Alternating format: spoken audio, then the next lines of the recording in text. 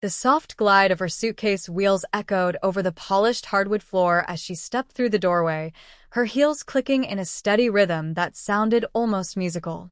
Eleanor entered like a vision I hadn't seen in years, a glowing warmth radiating from her as her bright smile lit up the room.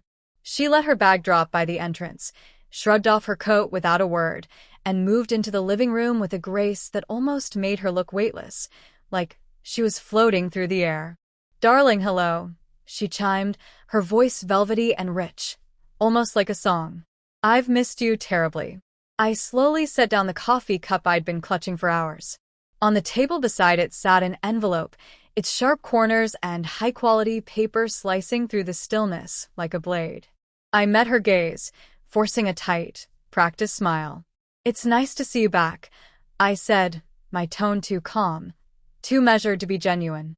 She leaned in to kiss my cheek, but I tilted just enough for her lips to meet empty space. For a brief second, something flickered in her expression, doubt, maybe, but it vanished just as quickly as it came. Eleanor had always been skilled at hiding what she didn't want the world to see. That's how she kept me in the dark for so long. "How was your trip?" I asked, leaning back into the sofa, like I was making idle conversation about the weather. "Oh, marvelous," she replied with practiced enthusiasm, her eyes lighting up. "Busy, but fulfilling. I think the client was thrilled with our pitch." "That's wonderful," I said evenly, carefully keeping my words measured. She started unpacking her handbag, her phone, a tube of lipstick, a few familiar trinkets she always carried. Then her eyes landed on the envelope. Her hands froze. She looked at it. Her gaze sharpened. The excitement in her face dulled ever so slightly.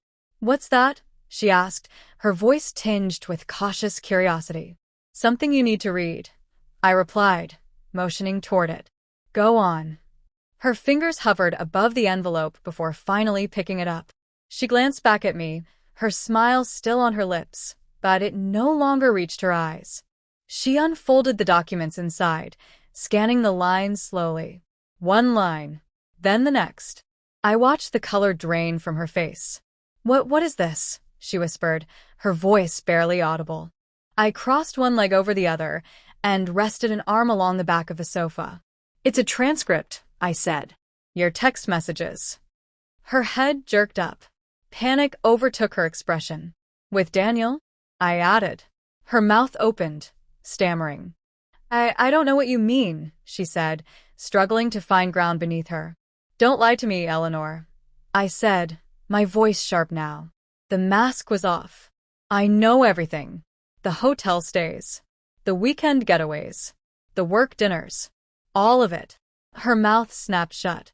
Her hands trembled as she clutched the papers like they might vanish if she held tight enough. How did you find out?" she asked, voice shaking. "That's not important," I said coolly. "What matters is that it's over."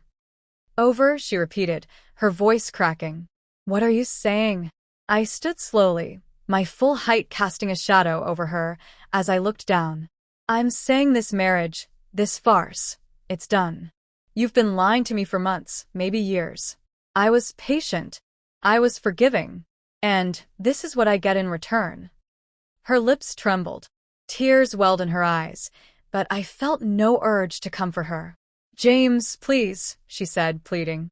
"Let's talk about this. I can explain." "Explain?" I scoffed, a bitter laugh escaping me. "What can you possibly say, Eleanor? That you felt lonely? That you wanted more excitement?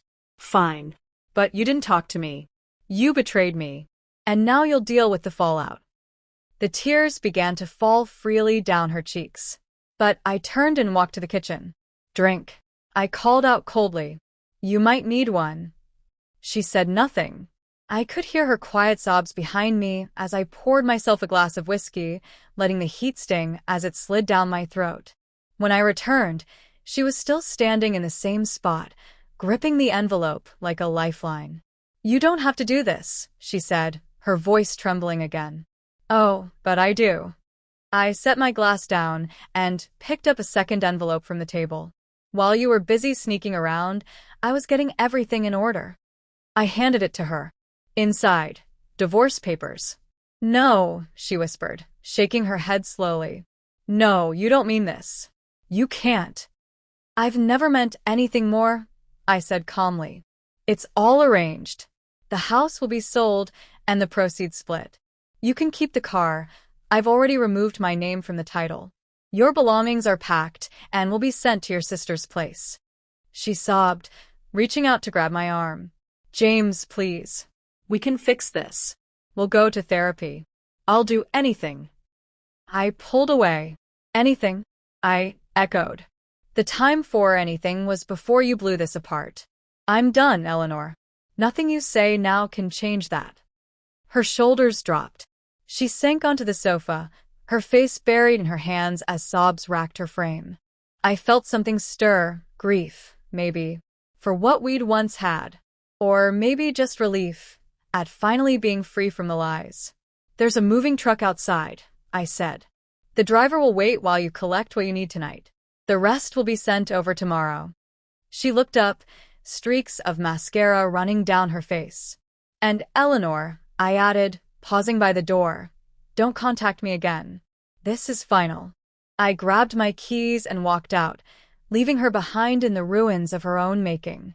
The evening air was crisp, carrying a faint hint of coming rain.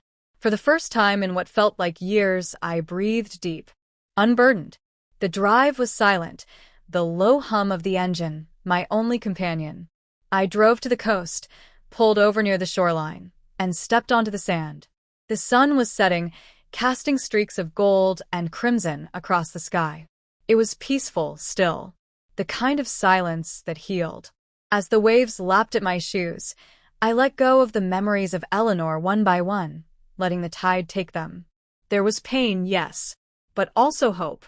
A future without lies, without betrayal. A clean slate.